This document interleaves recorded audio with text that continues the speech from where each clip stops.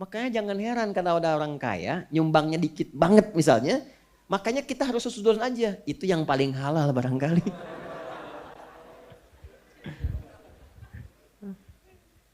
Jangan dipotong kalimatnya ya.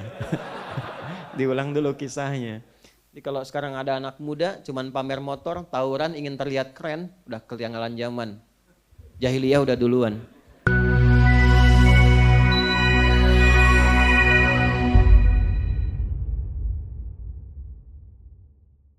Adapun orang-orang walladzina takhadhu min dunillahi auliya, adapun orang-orang yang menjadikan berhala-berhala ini sebagai acuan, ya, ma na'buduhum illa, tidaklah mereka berkata tidaklah kami menyembah, menjadikan berhala-berhala ini sebagai wasilah sesembahan, illa kecuali liqarnibuna ilallahi zulfa, sebagai wasilah untuk mendekatkan diri kepada Allah. Ini yang menunjukkan sebetulnya masyarakat pada masa itu tahu Allah.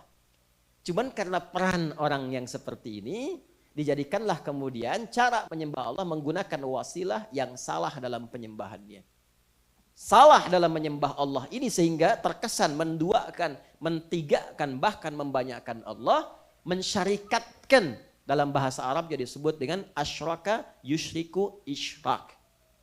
Isyrak, orangnya disebut dengan musyrik, perbuatannya disebut dengan syirik. Jelas? Nah, karena itu orang-orang Arab pada masa itu istilah yang dilekatkan oleh Quran itu istilahnya musyrik. Jelas? Sebab mereka sesungguhnya kenal dengan Allah tapi menempuh jalan yang salah sehingga menduakan atau membanyakkan Allah pada masa itu. Paham sampai sini? Baik, pelan-pelan ya, saya antarkan sejenak. Yang kedua unik Pak Ibu. Dalam rangka menyembah Allah, mengagungkan Allah ini, tahu mereka haji itu tahu. Cuman sekarang caranya sudah salah, tawaf juga. Mereka tawaf. Cuma yang ditawafi berhala, yang di Ka'bah. Tapi ini mungkin tidak banyak orang tahu ini. Ciri-cirinya menarik sekali dan selalu akan terwariskan. Jadi kalau mereka tawaf, mereka itu harus tawaf dengan pakaian atau perangkat yang melekat pada tubuh yang dipastikan bersih dari segala sumber yang buruk. Bahasa kitanya harus halal. Dan harus baru. Harus baru. Sebab mereka beranggapan kalau pakaian yang lama ada maksiatnya di situ. Jadi kalau tawaf harus pakai yang baru. Karena belum pernah dikenakan, ya baru dipakai dan belum pernah dipakai maksiat. Sejahiliyah-jahiliyahnya orang jahiliyah. Ingat kalimat dia?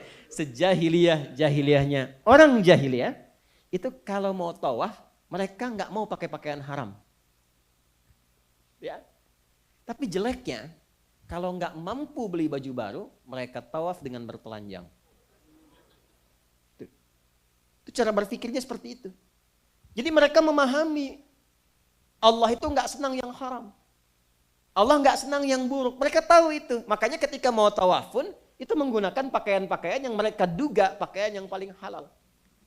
Dan yang paling menarik kalau terjadi sesuatu pada Ka'bah ingin diperbaiki, mereka nggak akan mau nyumbang kecuali dipastikan hasil yang mereka dapatkan itu yang halal. Makanya yang terkumpul cuma sedikit, padahal yang kaya banyak. Tahu nggak pesan hikmahnya apa?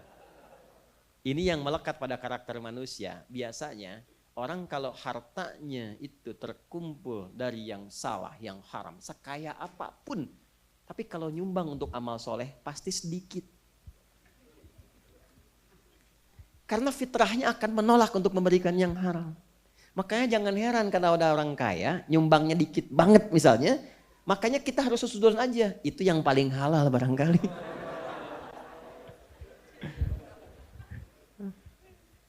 Jangan dipotong kalimatnya ya. Diulang dulu kisahnya. Saya ingin bercerita situasinya begitu pada masa itu. Ya. Dan itu sudah mengakar. Sudah mengakar di masyarakat itu.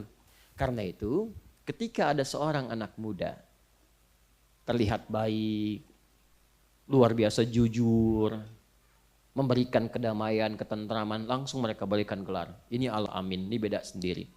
Gak pernah berbohong, gak pernah mabuk. Padahal mabuk itu perbuatan standar anak muda pada masa itu. Jadi kalau ingin terlihat keren, mabuk, jahiliyah tuh begitu. Ya. Bikin onar, Jahiliyah begitu. Nantangin orang, pamer. Itu kalau ingin cari perhatian, ingin keren, itu begitu. Jadi kalau sekarang ada anak muda, cuman pamer motor, tawuran, ingin terlihat keren, udah ketinggalan zaman. Jahiliyah udah duluan.